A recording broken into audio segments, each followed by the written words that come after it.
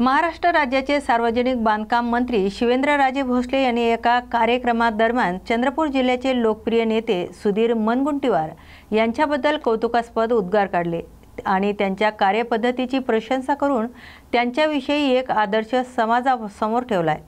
सुधीर मुनगंटीवार हे आमच्यासारखेच अनेक कार्यकर्त्यांसाठी आणि मंत्र्यांसाठी मार्गदर्शक नेते असून त्यांचा प्रत्येक विषयासंदर्भाचा सखोल अभ्यास आणि वक्तृत्वाची शैली अद्वितीय आहे। तर त्यांच्या सानिध्यात काम करणं ही आमच्यासारख्या लोकप्रतिनिधीसाठी सन्मानाची बाब आहे असं देखील वक्तव्य शिवेंद्रराजे भोसले यांनी केलं। या बातमीचा आढावा घेतलाय आमचे प्रतिनिधी परिमल चिंचोलकर यांनी। सुधीर भाऊ हे नुसते आमदार किंवा माजी मंत्री नाहीत तर आमचे नेते आहेत हे महत्त्वाचं। आणि काम करत असताना मी भाऊंना नेहमी बघायचो, भाऊंच्या एवढा अभ्यास, त्यांची वक्तृत्व शैली म्हणा किंवा ज्या पद्धतीनं इतिहासाचं आणि सगळ्या गोष्टीचं आत्ताच्या प्रसंगाशी ज्या पद्धतीनं भाऊ बोलतात जोडतात हे शिकण्यासारखं आहे। सगळ्यांना जमत नाही, तर सगळ्यांनी हे भावना बघून शिकायचा प्रयत्न केला तरी ते शक्य नाही असं माझं मत आहे। पण अनुभवाची सुधीर भाऊ म्हणजे आमच्या सगळ्यांच्या दृष्टीनं, आम्ही तर आता मंत्री म्हणून आता पहिली वेळ आम्ही काम सुरू केलंय, त्यामुळं भाऊंकडे बघून जेवढं शिकता येईल तो प्रयत्न नक्की माझा कायम राहिलेला आहे। आणि मी बघितले की सुधीर भाऊ जर कुठल्या मंत्र्याकडे गेले, कुठल्या IAS अधिकाऱ्याकडे गेले, IPS किंवा तिथं डिपार्टमेंटमध्ये जरी गेले तरी सगळे असे एकदम पूर्णपणे अलर्ट मोडमध्ये असतात। कारण सुधीर भाऊंना काही उत्तर देऊन चालत नाही, जे कायद्यात असेल आणि जे योग्य असेल तेच त्यांना सांगायला लागतं, तर भाऊंना ते पटतं। आलेत आणि काय तर सांगितले पाहिजे, ज्याला आपण म्हणतो ना तोंडाला पानं पुसणं, जर असं केलं की मग काय कुणाची खैर नाही हे आम्हाला सगळ्यांना माहिती आहे। ते आम्ही विधानसभेमध्ये पण बघितलंय, जिथं आपलं सरकार किंवा सरकारचा एखादा मंत्री अधिकारी चुकत असेल ते विधानसभेमध्ये आत हाऊसमध्ये त्याची चूक परखडपणे दाखवून देण्याचं काम हे सुधीर भाऊंनी करून दाखवलंय, करतात असं आम्ही नक्कीच अनुभव घेतला। छत्रपती शिवाजी महाराजांची वागणूक ही जे आता इतके वर्ष झाले आपण नुसतं इंग्लंडला जाऊन तिथल्या म्युझियम मध्ये बघायचो आणि आपल्याकडं म्हणजे माय देशामध्ये आपण परत यायचो, अशी वागणूक भारतामध्ये आणण्याचं काम हे सुधीर भाऊंनी केलं। आज म्हणतं गाडी देताना ते डॉक्टर माझे आता OSD आहेत, आम्ही बोलत होतो, म्हणलं सुधीर भाऊंकडनं दुसरं शिकण्याचं आहे म्हणजे सगळं रेकॉर्ड कसं ठेवायचं, पत्र ते मंत्र्याला सांगू शकतात की मी किती पत्र कुठल्या तारखेला दिली। म्हणजे मला पण भाऊंचा फोन येतो, आता काही ना काही काम अधिकाऱ्यांचं ज्यावेळेला आपण बनलं तर भाऊंचा फोन आला की मी पण थोडा हे असतो की काय तर चुकीचं आपल्याकडनं गेलं नाही पाहिजे, एवढं आहे। कारण त्यांना माहित असते की मी म्हणजे कुठली मागणी कधी केली होती आणि कुठला विषय मी तुमच्याशी कधी बोललो होतो हे अगदी दिवस आणि यांना सांगू शकतात। त्यामुळं नक्कीच तो एक म्हणजे दबाव, आदरयुक्त दबाव हा आम्हा सगळ्यांवर भाऊंचा आहे आणि तो कायम राहणार हे या निमित्तानं सांगू इच्छितो। आणि नक्कीच मी जरी आज मंत्री असलो, बांधकाम खातं जरी माझ्याकडे असलं, हे सगळं जरी खरं असलं तरी नक्कीच आमचे नेते म्हणून सुधीर भाऊंकडे आम्ही सगळेजण बघतो। त्यांच्या मार्गदर्शनाखाली महाराष्ट्रामध्ये बांधकाम विभागाच्या माध्यमातून सुद्धा अनेक नवीन वेगळ्या गोष्टी करणं शक्य आहे, त्या करण्याचा प्रयत्न नक्की माझा राहील। चंद्रपूर असेल, गडचिरोली असेल, या ठिकाणी आज भाऊंसारखं नेतृत्व असल्यामुळं आज इकडं नक्कीच विकास हा फार गतीनं पोचलाय। ज्या काही पूर्वी मला वाटते दुर्लक्षित म्हणून ज्या होत्या त्या आता नक्कीच राहिल्या नाहीत। पंतप्रधान मोदीजी असतील, आपले मुख्यमंत्री देवेंद्रजी असतील किंवा गडकरी साहेब असतील, या सगळ्यांनी या विभागाला, या परिसराला एक नवीन ओळख सर्वच बाबतीमध्ये, म्हणजे नुसतंच एकच नाही तर सगळ्याच बाबतीमध्ये प्रत्येक गोष्टीमध्ये या विभागाला एक नवीन ओळख दिली आहे. वारंगा येथील ॲग्रो इंडस्ट्रीज या नव्याने सुरू झालेल्या कारखान्याला म्हणजेच नामांकित असलेल्या गूळ पावडर फॅक्टरीला उमरखेड आणि महागाव विधानसभेचे आमदार किसन वानखडे, भारतीय जनता पार्टीचे नेते नितीन भुतडा, माजी आमदार विजयराव खडसे, विजयराव माने यांच्यासह इतर मान्यवरांनी सदिच्छा भेट दिली. यावेळी कारखान्याची पूर्णता पाहणी करून अशा प्रकारचे अधिकाधिक कारखाने कसे उभारता येईल याविषयी त्यांनी चर्चा केली. या बातमीचा आढावा घेतलाय प्रतिनिधी परिमल चिंचोलकर यांनी. बुद्धिबळ पटावर महाराष्ट्राच्या दिव्या देशमुखने चमकदार कामगिरी करून देशवासियांचा मान अभिमानाने उंचावला आहे. दिव्याने पिढी चॅम्पियनशिपमध्ये शानदार विजय मिळवित ग्रँड मास्टर पदवी मिळवली असून नागपूरसह संपूर्ण महाराष्ट्रात तिचं कौतुक होत आहे. दिव्या वयाने 19 वर्षाची असली तरी दिव्याला त्या लेवलच्या खेळण्याचा अनुभव असल्यामुळे तिने हा विजय मिळवला आहे. ही स्पर्धा अत्यंत चुरशीची होती, पण निर्णायक क्षणी दिव्याने ग्रुप एंडिंगमध्ये कमालीचा संयम ठेवत विजय पटकावलाय. तर चेस असोसिएशनतर्फे लवकरच दिव्याचा भव्य सत्कार करण्यात येणार असल्याची माहिती एस सोमन यांनी दिली आहे. या बातमीचा आढावा घेतलाय प्रतिनिधी पंकज जोशी यांनी. हॅलो सर, नमस्कार. दिव्या, तुला खूप खूप अभिनंदन, शुभेच्छा. तुझा खूप अभिमान आहे सगळ्यांना. Well done. God bless you. Sir, कसं काय वाटतं तुला आता? खूप छान वाटत आहे. छान वाटत आहे ना? खूप शुभेच्छा तुला. God bless you. खूप धन्यवाद खूप सर. अभिनंदन. Thank you thank you thank you. आज दिव्या देशमुखच्या यशाबद्दल काय भावना व्यक्त करा? मी S Soman, working president chess association Nagpur. नागपूरकरांकरता एक अभिमानास्पद अशी जी आज एक न्यूज आलेली आहे. आता जस्ट संपलेल्या मॅच मध्ये जी दिव्या देशमुख, नागपूरची जी गोल्डन गर्ल आहे, तिने जो विन मिळवलेला आहे, एक अतिशय एक्सपिरियन्स कोनेरू हम्पी बरोबर. तर ही एक नागपूरकरांकरता, सर्व महाराष्ट्रीयन जेवढे चेस लव्हर्स आहे त्यांच्याकरता एक अभिमानास्पद अशी बाब आहे. आणि त्याचबरोबर तिला ग्रँड मास्टर टायटल पण या विनच्या निमित्ताने मिळालेला आहे. ती पण एक महत्वाची एक लँडमार्क अचिव्हमेंट आहे. तर तिला 2 दिवस टायब्रेक झाला. 2 दिवस टायब्रेक मध्ये गेलं. दोघेही खेळाडू हे ऍक्च्युली इंडियन टीमचे दोघेही आपापसात खेळणारे असे प्लेयर्स आहे, एक टीम मेंबर्स आहे. पण इथे इंडिव्हिज्युअल होती. दोघेही आपल्या आपल्या रिस्क न घेता समोर क्लासिकल मध्ये दोन्ही ड्रॉ झाल्या. पहिल्या रॅपिड मध्ये पण थोडी रिस्क घेतल्या गेली, पण अगदी खूप रिस्क नाही घेतल्या गेली.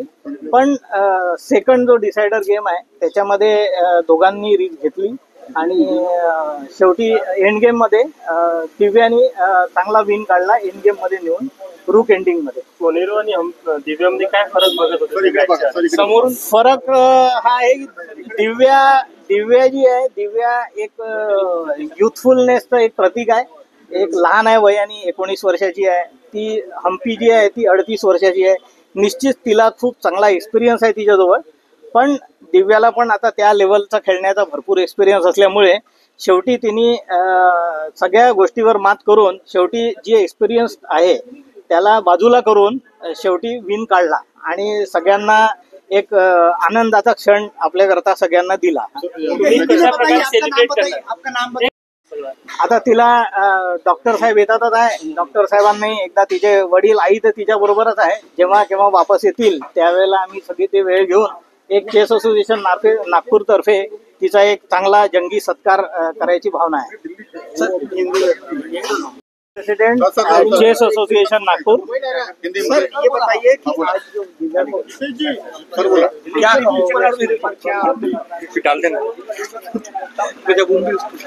हर नागपुरकर की यही भावना थी कि दिव्या जीते. वो आपकी भी सभी वही होगी. लेकिन फिर भी जो सामने जो अपोनेंट थी कोनेरू हम्पी, बहुत एक्सपीरियंस थी और दिव्या ने एक अच्छी बारी खेल के और अच्छा काम एंड कंपोज पूरा एक अच्छा गेम खेल के और अच्छे से उनको हराया. आपका नाम बताइए. Soman, S Soman, working president Nagpur, chess association Nagpur. Sir, उसके साथ बीड बीड जिल्ह्यातील प्रसिद्ध गोरक्षनाथ टेकडी मंदिरात श्रावण महिन्याच्या पहिल्या सोमवारी भक्तांचा प्रचंड उत्साह पाहायला मिळाला। यावेळी सकाळच्या आरतीला मोठ्या संख्येने भाविक उपस्थित होते, तर भक्तांमध्ये प्रसादांची वाटप करण्यात आले। हे मंदिर 12ही महिने आध्यात्मिक कार्यक्रमाची परंपरा जोपासणारे मंदिर म्हणून प्रसिद्ध आहे। तर याच मंदिरात संत किसन बाबा यांच्या पुण्यतिथी निमित्त 2 ऑगस्ट पासून भव्य कीर्तन महोत्सवाचे आयोजन करण्यात आले। राज्यातील ख्यातनाम कीर्तनकार यावेळी कीर्तनाच्या माध्यमातून आध्यात्मिक ज्ञानाची उधळण करणार आहेत। तर या कीर्तन महोत्सवात भाग घेण्यासाठी राज्यभरातून भाविक भीडमध्ये दाखल होणार आहेत। या बातमीचा आढावा घेतलाय प्रतिनिधी अनिल घोरड यांनी।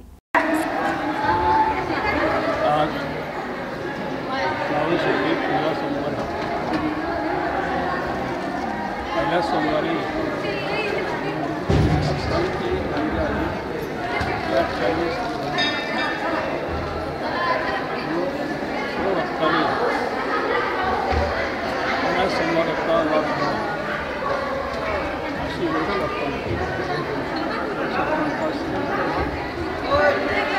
भक्तांना काय आवाहन करा? भक्तांना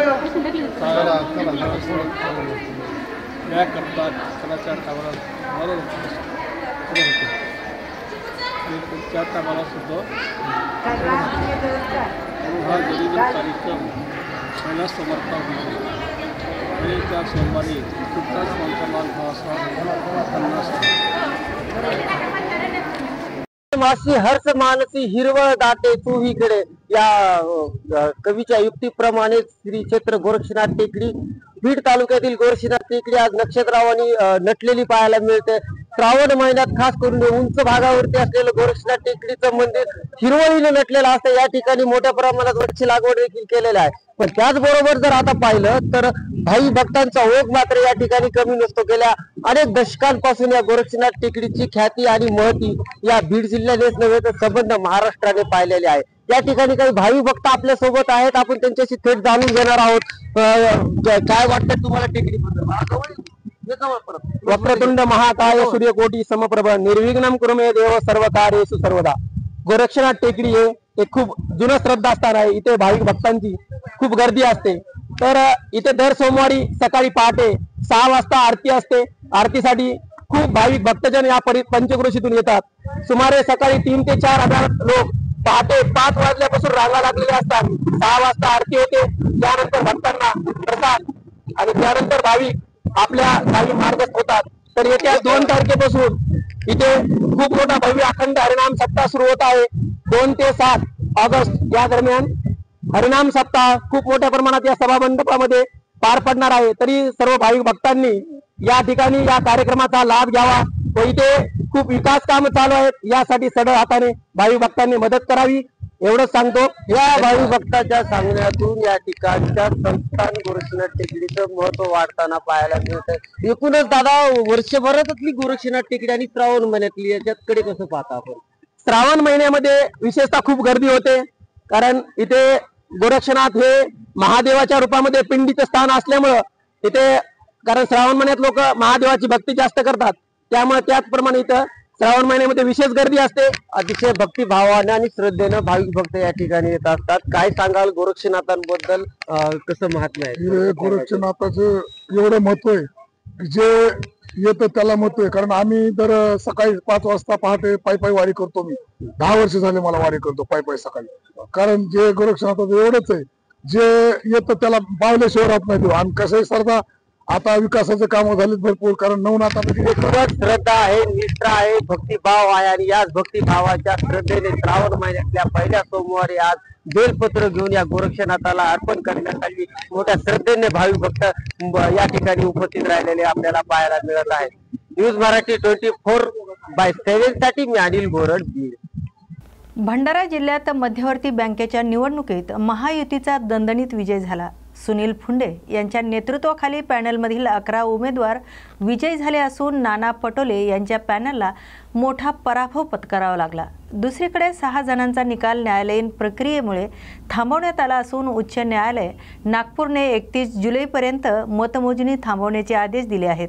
उर्वरित 6 जागाही मोठ्या मतांनी त्यांच्या पदरी पडतील असा महायुती सूत्रांनी विश्वास व्यक्त केला आहे। तर भंडारा जिल्ह्यातील सहकार क्षेत्रात महायुतीचा हा मोठा विजय मानला जात आहे। या बातमीचा आढावा घेतलाय प्रतिनिधी हंसराज रामटेके यांनी। भंडारा जिल्हा मध्यवर्ती बँकेची आज निवडणुकीचे निकाल जाहीर झाले आणि त्यात आमचे 11 लोक निवडून आले आणि चांगल्या मतांनी निवडून आले हे आपणास सुद्धा माहीत आहे। 6 लोकांचा उच्च न्यायालय नागपूर खंडपीठाने आदेश दिल्यामुळे त्यांची सुद्धा 31 तारखेपर्यंत मतमोजणी होती आणि 6चे 6 लोक प्रचंड मताने निवडून येतील असा मला ठाम विश्वास आहे। या ठिकाणी बँकेच्या बाबतीत प्रगती पथावर बँक आहे हा आलेखसुद्धा आपणा सर्वांना माहीत आहे। बँकेची प्रगती करत असताना माननीय प्रफुल्ल पटेल साहेब, माननीय राजेंद्र जैन, माननीय परिणयजी फुके, माननीय नरेंद्र भोंडेकर, राजेजी कारेमोरे, नानाभाऊ पंचबुधे यांच्या मार्गदर्शनाखाली येणाऱ्या 5 वर्षात बँक 100 कोटीच्या नफ्यापर्यंत आणण्याचा माझा मानस राहील।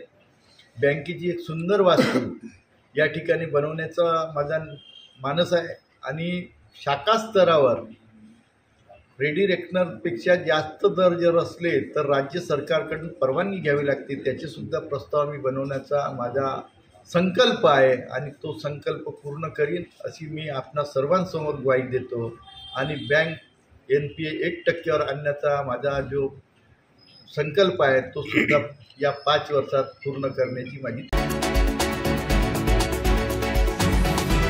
वाळवा तालुक्यातील तांदुळवाडी या गावात आत्महत्याग्रस्त कंत्राटदार हर्षल पाटील यांच्या कुटुंबियाची राष्ट्रवादी काँग्रेस पार्टी शरद पवार गटाचे आमदार जयंत पाटील तसेच प्रदेश अध्यक्ष शशिकांत शिंदे यांची भेट घेतली।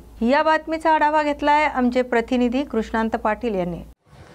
तांदुळवाडी येथील हर्षल पाटील यांच्यासारखा एक युवक जो कष्ट करून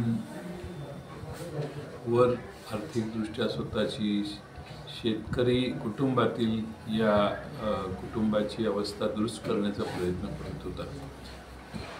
त्याने सरकारवर विश्वास ठेवला, सरकारच्या कंत्राटदारांच्यावर विश्वास ठेवला, त्यांच्याकडून सब कामं घेऊन त्यांचं उपकंत्राटदार होऊन त्याने त्यांना कामं पूर्ण करून दिली, पण सरकारने मात्र त्याची बिलं दिली नाही। त्याचा परिणाम झाला की हर्षल हा आर्थिकदृष्ट्या संकटात आला। गेले दीड वर्ष तो प्रचंड धडपड करून सरकारकडून बिलं मिळावी त्यासाठी प्रयत्नशील होता, पण सरकारने त्याच्या वरच्या कंत्राटदारांना दाद दिली नाही आणि शेवटी नाईलाजाने हर्षलने आपली आत्महत्या केली। आत्महत्येशिवाय त्याला दुसरा पर्याय राहिला नसेल। हर्षल हा अतिशय तरुण, उत्साही, उत्करू तरुण होता आणि स्वतःच्या कर्तबगारीवर आपण कष्ट करून मोठे होऊ शकतो हा त्याला आत्मविश्वास होता। आज सरकारने महाराष्ट्रातील 89,000 कोटी रुपये 5 लाख कंत्राटदारांचे थांबवलेले आहेत। सरकारने खोटी आश्वासनं दिली, महाराष्ट्रात सर्व ठिकाणी कामांची उद्घाटनं केली। ज्या ठिकाणी 30% रक्कम असायला पाहिजे बजेटमध्ये त्या ठिकाणी 1% आणि 5% रक्कम दाखवून त्या ठिकाणी सरकारने कामं वाटली आणि आज सरकारकडे कामं देण्याचे पैसे देण्यासाठी नाही आहेत। सरकार प्रचंड आर्थिक अडचणीत आलेलं आहे। सरकारने महाराष्ट्रातल्या जनतेला ज्या भूलथापा दिल्या त्याचा परिणाम आज महाराष्ट्रातले तरुण उद्योजक, महाराष्ट्रातील तरुण कंत्राटदार, महाराष्ट्रातील तरुण शेतकरी या सर्व घटकांच्यावर व्हायला लागलेलं आहे आणि सरकारने वारेमाप आश्वासनं खिशात पैसे नसताना दिल्यामुळं महाराष्ट्राची फसवणूक त्यांच्याकडून झाली आहे। त्याचा पहिला बळी आज या ठिकाणी हर्षल पाटीलच्या रूपानं आमच्या भागातला गेला। मी वारंवार सांगत होतो कंत्राटदारांना, सरकारवर भरोसा ठेवून कामं घेऊ नका, घेतलीच तर सरकार जेवढं पेमेंट देणार आहे तेवढीच कामं करा, फार आगाऊ सरकारच्या कामावर विश्वास ठेवून काम करू नका। आज जसं महाराष्ट्रात शेतकऱ्यांच्या आत्महत्येचं सत्र आजही सरकारला थांबवता आलं नाही, तसं आता हे कंत्राटदारांच्या आत्महत्येचं सत्र सुरू होतं आहे का काय अशी आम्हा सगळ्यांना भीती आहे। सरकार या दृष्टीनं पूर्णपणाने इथं हर्षल पाटील याचा मृत्यू झाल्यावर इथले कुणीही सरकारी अधिकारी त्याला भेटायला आले नाहीत, पोलीस पंचनामा करून गेले पण या कुटुंबाला काय मदत लागणार आहे, काय करायला पाहिजे ह्याच्याकडे सरकारकडून पूर्ण दुर्लक्ष करण्यात आलेलं आहे. सरकारचे मंत्री म्हणतात तो आमचा कंत्राटदार नव्हता. अरे पण ज्यांचा होता त्याच्या खाली हा कंत्राटदार होता. ज्या कंत्राटदारांची बिलं तुम्ही वेळेवर दिली असती तर हर्षलला आत्महत्या करायची गरजच लागली नसती. पर्यायाने सरकारच या आत्महत्येला जबाबदार आहे, यात काही शंका नाही. आज महाराष्ट्रातील एक सुशिक्षित अशा तरुणाचा आज दुर्दैवाने आत्महत्येतून मृत्यू झाला. मी आणि जयंत पाटील साहेब या ठिकाणी त्यांच्या कुटुंबांना सांत्वन भेटीसाठी आलो होतो. हे हर्षल पाटील म्हणून त्या तरुणाचं नाव आहे. शासकीय कामाच्या संदर्भातून त्यांनी घेतलेल्या कामातून सरकारकडून पैसे वेळेत न मिळाल्यामुळे त्या दुर्दैवाने या तरुणाने स्वतःला संपून घेतलं. खरं तर महाराष्ट्रामध्ये शेतकरी आत्महत्या करत होते. आता तरुणसुद्धा या सरकारच्या असलेल्या चुकीच्या असलेल्या निर्णयामुळे आत्महत्या करत आहेत. मी आपल्याला सांगू इच्छितो ही घटना घडल्यानंतर महाराष्ट्रामध्ये त्याची चर्चा होते. आम्हीसुद्धा राष्ट्रवादी काँग्रेस पक्षाच्या वतीने एक कौटुंबिक जाणीव म्हणून आम्ही सगळेजण भेटायला आलो. मला कळत नाही की जिल्ह्यातला एकही शासकीय अधिकारी निदान प्रांत तहसीलदार ही चर्चा झाल्यानंतर सरकारकडं त्याचा अहवाल रिपोर्ट देण्यासाठी काय नक्की घोषणा आहे यासाठी आला नाही. हे सर्वात मोठं दुर्दैव आहे. म्हणजे किती निष्क्रिय पद्धतीने बेफिकरपणे ही लोकं वागत आहेत याचं प्रत्यंतरित आलेलं आहे. आम्ही दोघंही आम्ही आता या बाबतीमध्ये मुख्यमंत्र्यांशी पण चर्चा करू. यात पोलिसांच्या माध्यमातून काय परत पुढे त्यांना शोध काय लागला याची माहिती घेऊ आणि त्या कुटुंबाला सर्वोपरी मदत करण्यासाठी निश्चितपणाने प्रयत्न करू हे आपल्याला सांगू इच्छितो. पण एक आहे की वेळेत जर राज्य सरकारने केलेल्या कामाचे तर पैसे परतावा दिला असता तर मला वाटतं ही घटना घडली नसती. आज एक छोटीशी मुलगी त्याला आहे, कुटुंब आहे आणि आज त्या भगिनीवर जे काही दुःख आम्ही पाहिलेलं आहे. खरं ह्या सर्व घटनेला सरकार जबाबदार आहे, संबंधित मंत्री जबाबदार आहे आणि मंत्री पण असे सांगतात की ते माझे कॉन्ट्रॅक्टर नव्हते. परंतु अशा प्रकारे बेजबाबदारपणाने बोलण्यापेक्षा त्या कुटुंबाला धीर देण्यासाठी जर शासकीय यंत्रणेला कोणी आलं असतं तर मला वाटतं की सरकार या बाबतीत निश्चितपणाने भावना त्यांची कळली असती. असो आम्ही आमचं कर्तव्य करू. मला वाटतं की या बाबतीमध्ये राज्य सरकारने गंभीरतेने दखल घ्यावी. बरीच 89,000 कोटीची थकबाकी आहे. अनेक जिल्ह्यामध्ये सुशिक्षित अशा प्रकारची बेरोजगार जे आहे सुबेला जी कामं मिळतात ते तरुण बँकेचे किंवा खाजगी कर्ज काढून ही कामं पूर्ण करतात. शासनाकडं पैसे नसतील तर त्यांचं व्याज वाढत गेल्यानंतर शेवटी अशा अनेक तरुणांना ही आर्थिक मंदी निर्माण झालेली आहे. त्याच्यामध्ये कुठल्या दुसऱ्या हर्षलचा मृत्यू होऊ नये याची गंभीर्याने सरकारने दखल घ्यावी.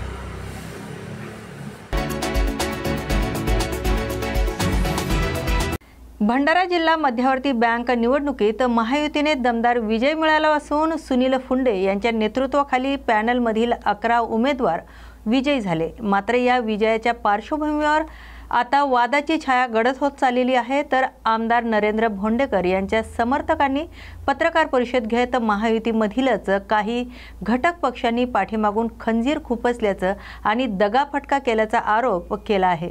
यावर प्रत्युत्तर देताना सुनील फुंडे यांनी स्पष्ट केलंय की त्रिदेव हे महायुतीतील मोठे नेते होते. आमच्या एकमेकांशी चांगलं बोलणं होतं. नवीन चेहरा निवडणुकीत उतरला आणि काही मतांनी पराभव झाला. त्यामुळे निर्माण झालेले संभ्रम लवकरच दूर होईल. या प्रकरणातील महायुतीतील अंतर्गत विसंवाद समोर आलाय. या बातमीचा आढावा घेतलाय आमचे प्रतिनिधी हंसराज रामटेके यांनी. त्यांना मी विचारपूस केल्यानंतरच आपण आणखी 31 तारखेला सर्व लोक भेटणार आहोत.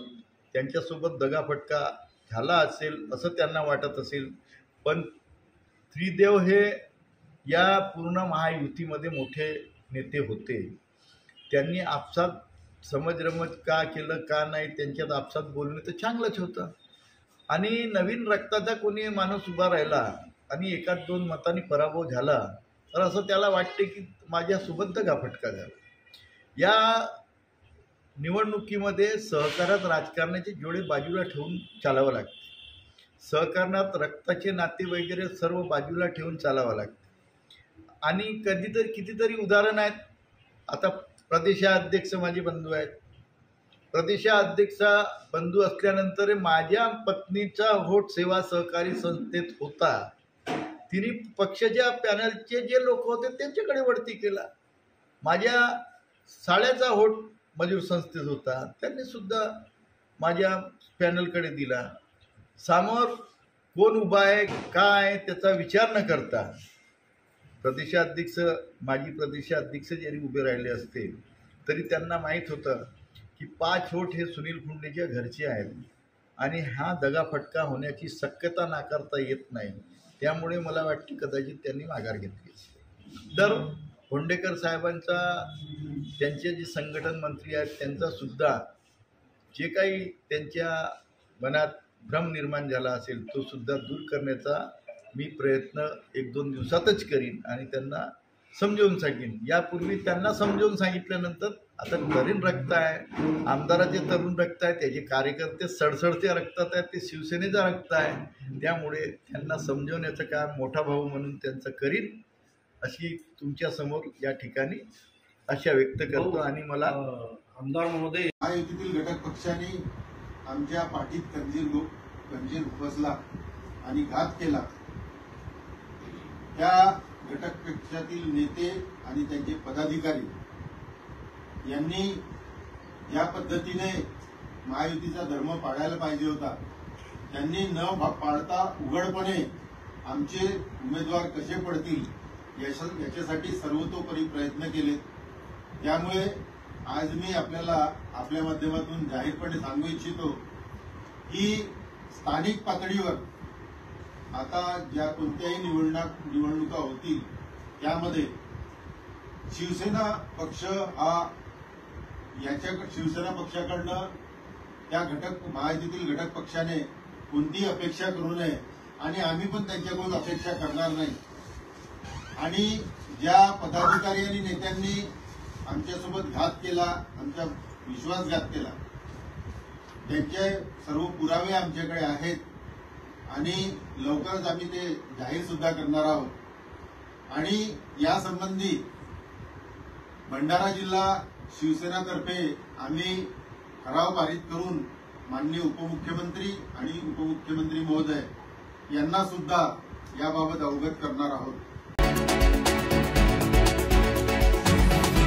श्रावण महिन्याच्या पहिल्या सोमवारी लोणार येथील जगप्रसिद्ध सरोवरावरील तेथील धारेचे जल बीबी येथील शिव मंदिरात आणण्यासाठी अध्यक्ष सरपंच दीपक गुलमोहर तसेच उपाध्यक्ष आणि उपसरपंच भास्कर खुळे यांच्या मार्गदर्शनाखाली बीबी येथून कावड यात्रा काढण्यात आली.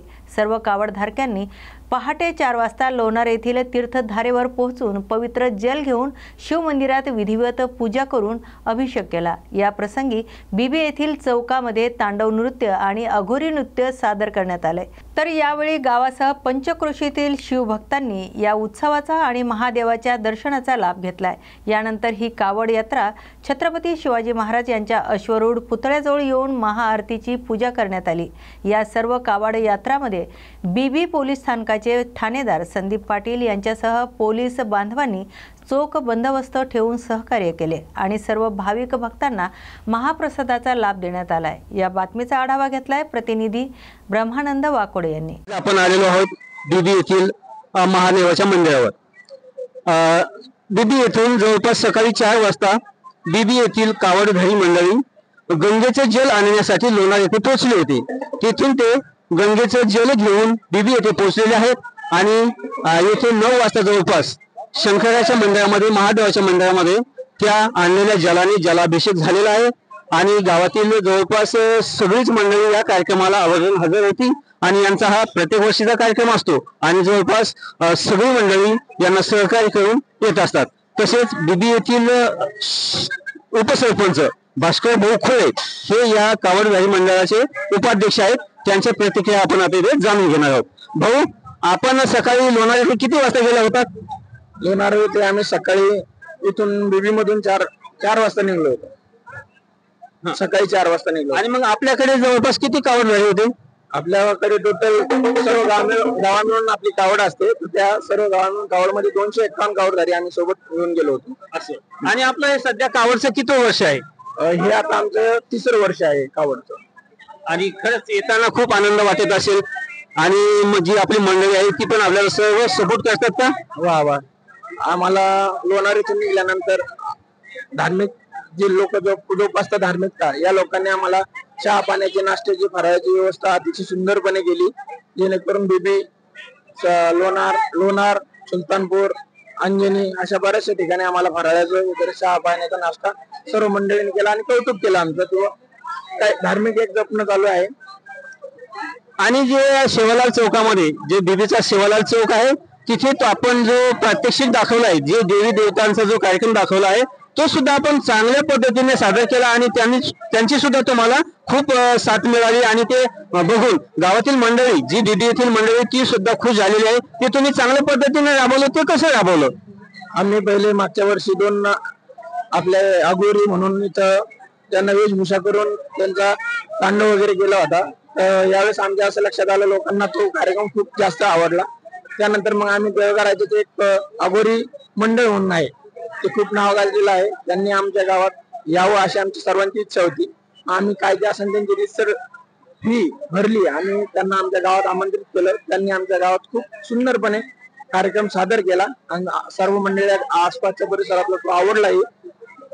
आणि या कार्यक्रमाला, हा कार्यक्रम बघण्यासाठी आणि जवळपास कावडधारी मंडळी तिथं पोहोचल्यानंतर शंकराचं दर्शन घेण्यासाठी, जे जल आणलं होतं त्यांचा कार्यक्रम बघण्यासाठी आणि दर्शन घेण्यासाठी, शक्यतो दर्शन घेण्यासाठी पंचक्रोशीतील सर्वच मंडळी जमा झाली होती.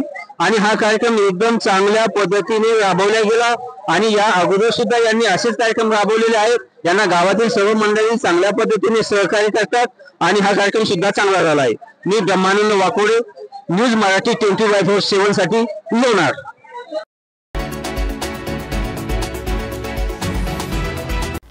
यवतमाळ जिल्ह्यातील आर्णी येथे मोठ्या प्रमाणात बैल बाजार भरतो. या बाजारात इतर जिल्ह्यातील शेतकरी चांगले दर मिळत असल्यामुळे आपले गुरे खरेदी करण्यासाठी आणून आपली आर्थिक अडचण दूर करत असतात. अशातच तालुक्यातील सर्व व्यापाऱ्यांनी जनावरे खरेदी विक्रीवर बहिष्कार टाकल्याने जिल्ह्यातील शेतकरी चांगले चिंतेत सापडलेत. याचसोबत काही संघटनांकडून व्यापाऱ्यांसह शेतकऱ्यांच्या वाहनाला अडवून त्यांना नाहक त्रास दिला जातोय. याच कारणामुळे व्यापारी वर्गाने खरेदी विक्रीवर बहिष्कार टाकल्याची माहिती समोर येत आहे. त्यामुळे आता आम्ही कोणाला जनावरे विकायची असा प्रश्न शेतकऱ्यांनी उपस्थित केला असून शासनाने किंवा वाहन अडवणाऱ्या कार्यकर्त्यांनी आमची जनावरे विकत घ्यावी आणि आमच्या अडचणी दूर करावी अशी देखील मागणी त्यांनी केली. या बातमीचा आढावा घेतलाय पूजा ढाले आणि आरिफ खान यांनी. काय नाव आहे आपलं? माझं नाव संतोष पारदी. कुठं राहता? कोळवण, आर्णी. बाजारात आले का? हो, बाजारात बैल विकायला आणले होते आणि बाजार बंद असल्यामुळं समजा काही जेवायला नाही आहे कुणी. काऊन बंद आहे? काही समजून नाही राहिलं, कारण कंपन्या बंद आहे असे म्हणून राहिले, खरेदी नाही करून राहिले. कोण खरेदी नाही करत आहे? व्यापारी लोक. व्यापारी खरेदी नाही करून राहिले. कारण काय नेमकं? कारण आता कसं हे गाड्या धरपकडच्यानं. म्हणजे प्रशासन गाड्या धरत आहे का? प्रशासन गाड्या धरत आहे. पुन्हा कसं बजरंग दलवाल्याचा जास्तीत जास्त त्रास होऊन राहिला ना. नेमकं काय करत असत? नेमकं म्हणजे कसं गाड्या अडवणे आणि पैसे मुबलक मागणे. 50,000 द्या, 40,000 द्या, त्याच्यातनी कास्तकाराची मरण होऊन राहिले. याच्यामध्ये कसं आहे की आता कोणाला काही अडचण आहे, कोणाला बैल विकायची आहे, समजा काही शेतीला लावायला पैसे लागतात, काही कोणते काम असते, खत टाकायचं आहे, काही आहे. तर आता हे जर नाही घेतलं समजा कोण, तर मग काय करायचं ते? आम्ही काय करायचं? बैल द्यायचे कोणाला? आता मग तुमची नेमकी मागणी काय? नेमकी मागणी काही नाही, शासनाने याच्यावर लक्ष करायला पाहिजे. आणि कसं आहे, जे कंपनी आहे किंवा समजा काही हे धरपकडचा जे विषय आहे बजरंग दलाचा, यांनी थोडं निर्णय घ्यायला पाहिजे. बजरंग दलाला बॅन लागला पाहिजे. काय नाव आहे? माझं नाव पंकज प्रकाश गटलेवार, राहणार आर्मी. मी बैलजोडी विकायला आणलेली आहे. शासनानं बजरंग दलाला असा नियम काढले की बा गाड्या पकडून आमचे जे नुकसान करायला लागले, मग शासनानं किंवा बजरंग दलाला आमचे जनावरं घ्यावं आणि त्यांनी आम्हाला पैसे द्यावं. आता इथं आमचे व्यापारी कोणी विचारा नाही लागले. आमच्या घरी अडचण चालू आहे, आम्ही विकायचे कोणाला? घरी सुखदुःख राहते, ढोरं नाही इकत आम्ही विकू आहे घरचे, नाही बाया माणसे इकायचे घरचे. आता वावरात काम आहे, मला खत न्यायचं आहे, पैसे नाही माझ्याकडे, मी आणू कुठून पैसे? माझ्याकडे फक्त जोडीच आहे एकाची, ती माझ्या लेकरांनो काही काय मग तुम्ही बजरंग दलवाल्याला शासनाला समजायला पाहिजे की बा हे कास्तकार लोक ढोरं नाही ऐकन तर काय ऐकन? ढोरं आम्ही कायसाठी पोचतो की बा कवा अडचणीत आम्हाला ढोरच कामी येते, दुसरं कोण कामी येते? कोणी पैसा देते का? याच्या कारण पूर्ण शासनाला बजरंग दलाला आमची हात जोडून विनंती आहे की तुम्ही तुमचे नियम टाळा, हे नियम लागू करू नका. आरणईच्या बाजारात आणलेले आहेत विकायला. आता कोणी घेवाल नसल्यामुळे आता हे बैल विकायचे कुणाला. आता आमची खरी खराब कंडिशन आहे, खता पाण्याचे दिवस आहेत, आता हे विकायचे कुणाला सांगा. काय नाव आहे तुमचं? विनोद खंडूजी कवडे. कुठं राहता? पुसद. बैलजोडी आणली का तुम्ही बाजारात विकायला? काय नेमकं तुमचं काय प्रॉब्लेम आहे? आता खता पाण्याला पैसे नाही आहेत म्हणून जो बैलजोडी विकाय आणलेली आहे. इथं कोणी घेवायला नाहीत का? कोणीच नाही. किती वेळापासून आहे तुम्ही इथं? मी इथं 2.5-3 घंटे आहे, सकाळीच. 3 तासापासून? हो. यापूर्वी बाजार भरत होता का चांगला? हो.